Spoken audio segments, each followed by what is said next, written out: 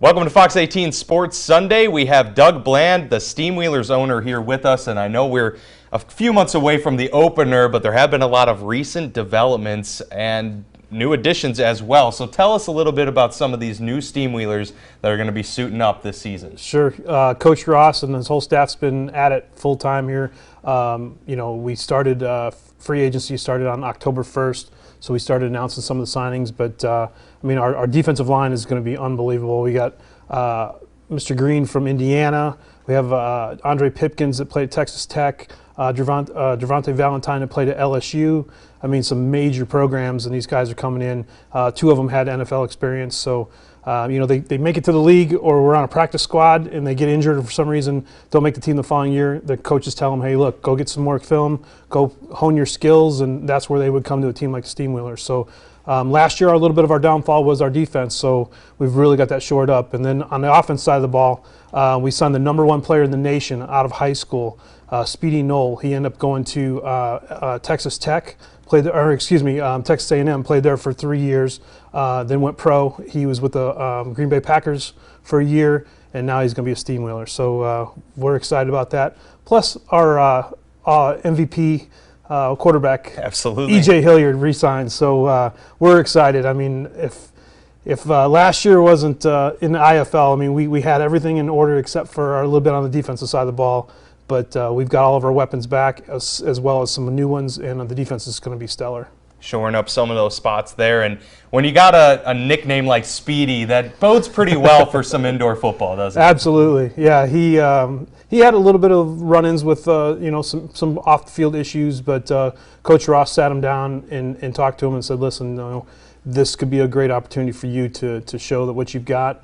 And if you can keep your head screwed on straight, I think we've got a great spot for you. And he really was reassuring the coach that, look, I understand this is my last chance, and I'm ready to come in there with all guns blaring. Well, it should be a great opportunity here with the Steamwheelers. You guys also hosted open tryouts just a few weeks ago.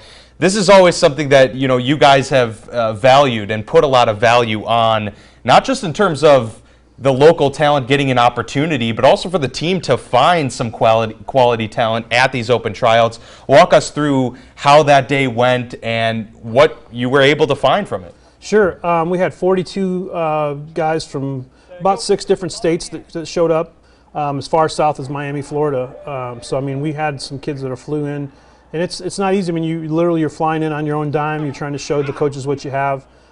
We signed 3 guys from the open tryout. One young man was super impressive. Amos Johnson, he played at Rock Island High School. He went on to play at William Penn University. He ran like a 4.43 40-yard dash during tryouts and had great hands, great blocking.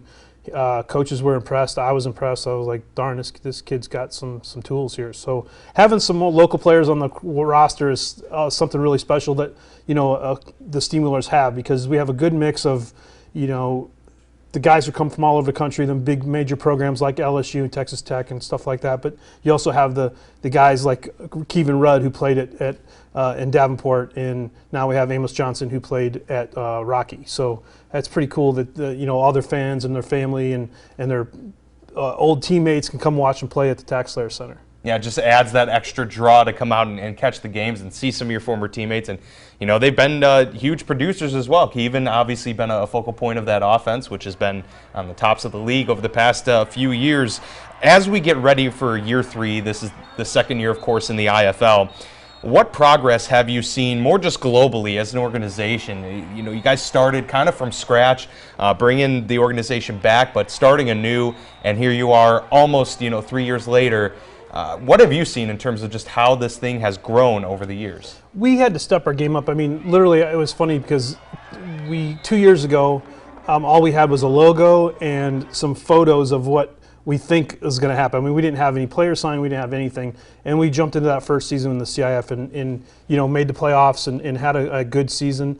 Then in year 2, we brought back a good nucleus of players that we had in the first year. Obviously, the competition was stepped up in the IFL, and we were literally a tiebreaker away from being in the playoffs there. So I'm very confident we're going to be a force on and off the field.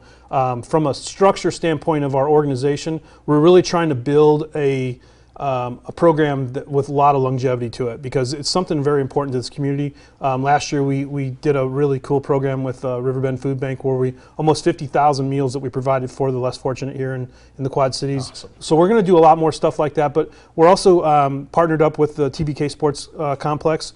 Our corporate headquarters will be there now. We'll also have our practice facilities there, our strength and conditioning there. So everything will be under one roof. Before, we used to have to go to St. Ambrose Dome for practice. Sometimes we'd be at the TaxSlayer Center. Our offices were in downtown Moline. So now we have everything there in a $60 million facility.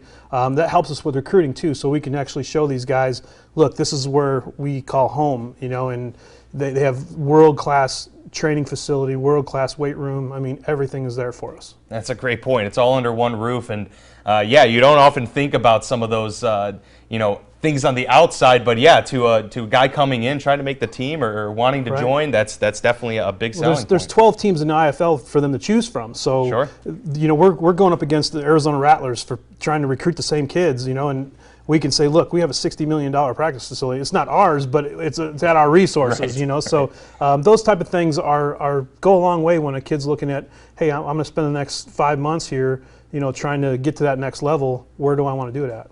Perfect stuff. Awesome. And as we get ready for the new season, we'll talk with Doug Bland after the break about what to expect for the new season. We mentioned a couple of those key returners. We'll get more into that after the break. Stay tuned. Doug Bland with us from the Steamwheelers. That's next.